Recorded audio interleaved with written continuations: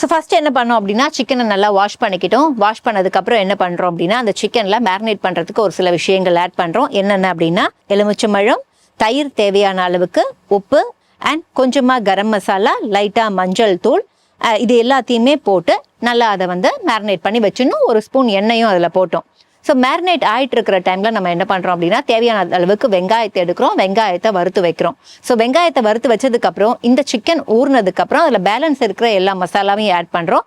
என்னென்ன அப்படின்னு பார்த்தீங்கன்னா தேவையான அளவுக்கு மஞ்சள் தூள், தேவையான அளவுக்கு கார்ன்ஃப்ளோர் அண்ட் கடலை மாவு, கருவேப்பிலை, கொத்தமல்லி, மிளகாய் தூளை போட்டு உப்பையுமே சரி பார்த்துட்டு ஜீரகத்தூள், தேவையான அளவுக்கு மல்லித்தூள், மறுபடியும் கொஞ்சம் கரம் மசாலா, நம்ம இப்போ வறுத்து வச்சிருந்த வெங்காயத்தையும் ஆட் பண்ணிட்டு நல்லா திக்கா நம்ம பக்கோடா கன்சிஸ்டன்சிக்கு வந்ததுக்கு அப்புறம் அப்படியே எண்ணெயை காய வைக்கிறோம், எண்ணெயில் பொரிச்சு எடுக்கிறோம்.